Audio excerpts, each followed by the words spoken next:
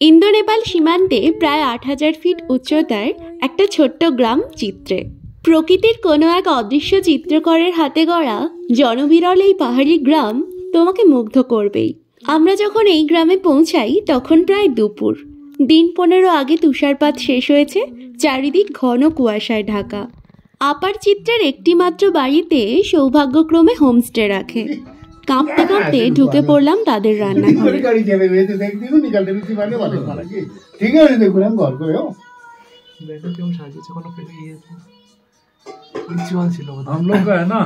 लोसर बोलता है ना, क्या बनाना पड़ता है? क्या बोलता है?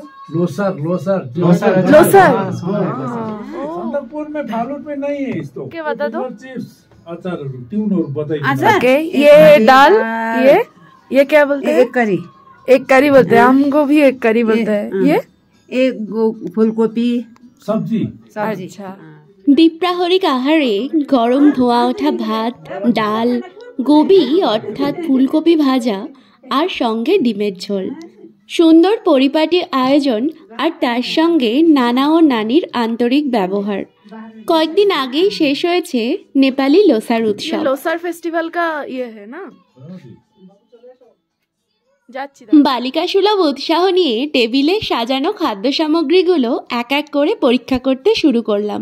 এখানে আছে নানা রকমের লজেন্স, কাজু, কিশমিশ, মাখানা, আমন্ড আরও অনেক কিছু। লক্ষ্য করলাম আমরা যেমন ঠাকুরদেরকে কাঁচা ফল দিয়ে প্রসাদ দিই, এখানে তার ঠিক উল্টো, অর্থাৎ সবই ড্রাই ফ্রুটস। কারণ হিসাবে মনে হলো এখানে কাঁচা ফলের অপ্রতুলতাও আছে, আবার ড্রাই ফ্রুটসটা অনেক দিন ধরে রেখে সংরক্ষণ করে খাওয়াও যায়। তাই আমাদের পরম্পরাও জায়গা ভেদে বদলে যায়। সন্ধেবেলা আমাকে ভীষণ খুশি করে স্ন্যাক্সের টেবিলে চলে এলো সেই টিবেটান খাপসে, যেগুলোকে সকালবেলা টেবিলে দেখে আমি মনে মনে একটু হলেও টেস্ট করতে চাইছিলাম। প্রচণ্ড ঠান্ডার মধ্যে তাড়াতাড়ি যেন রাত নেমে এলো। রাত্রে ডিনারের সময় আমি নানিকে হেল্প করছিলাম এই দারুণ রুটিগুলো বানাতে। কিভাবে এই সফট সুন্দর রুটিগুলো নানি তৈরি করে সেটা একটা দেখার মতন বিষয়। সেই সঙ্গে ওর সাথে গল্প করে টিবেটান খাপসের রেসিপিও জেনে নিলাম। हाथ में गरम मेरा हाथ वो फलम हो गया ना। এখানে এতটাই ঠান্ডা যে ডিনারে চিকেন কারি খাওয়ার পর তারপর 3খানা ব্ল্যাঙ্কেট নিয়ে ঘুমাতে হলো।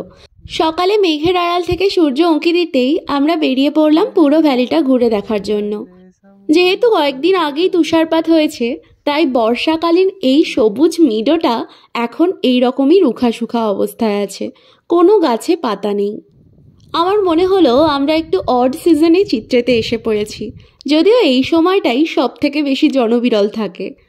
কারণ বর্ষাকালে যখন চারিদিক সবুজ প্রান্তরে ভরে যায়, তার সঙ্গে আসে প্রচুর মানুষ, যারা এখান থেকে মাত্র 30 কিলোমিটার দূরে সান্দাকফু ট্রেকে যায়। তারা চিত্রে নামক এই জনবিরল গ্রামটিতে হল্ট করতে খুব পছন্দ করে। কেমন করে পৌঁছানো যায় এই চিত্রেতে সেটা বলবো একটু পরে। তার আগে আমার বন্ধুর গলায় অনবদ্য নেপালি গান শুনে নিই খানিকটা। উড়ন্ত এই মেঘের সাথে নেপালি গান, এক দারুণ কম্বিনেশন।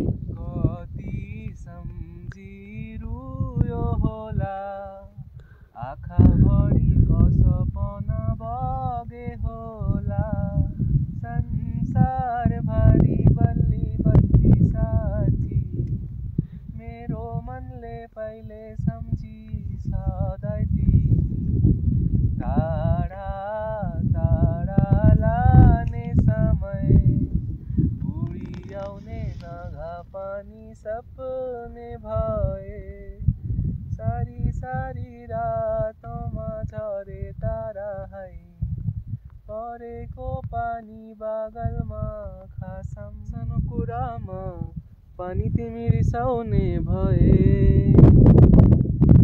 लामो लामो झगडा गरी दिन बिताउने भए सोईमा ताराजु मिलिरा कल कल खोला बगेको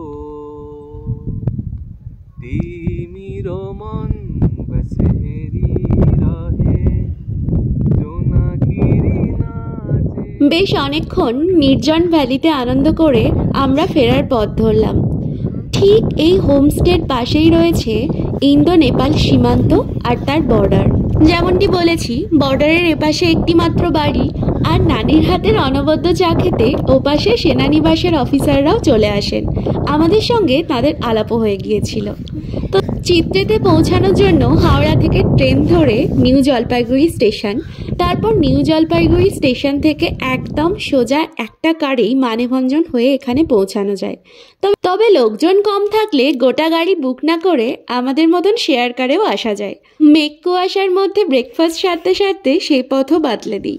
এনজেপি থেকে 250 টাকা দিয়ে নেপাল সীমান্তের সুখিয়া পোখরি, আর তারপর সেখান থেকে মানেভঞ্জন মাত্র 50 টাকা।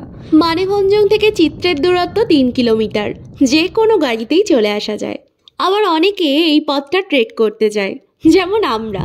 চড়াইতে না উঠে নামার সময় ট্রেক করব বলে নিজেদের সমস্ত জিনিসপত্র একটা গাড়িতে করে আগেই পাঠিয়ে দিয়েছিলাম। তারপর কেমন হলো সেই যাত্রা, তাই নিয়ে আসছি পরের পর্বে। গাড়ি ভানিস।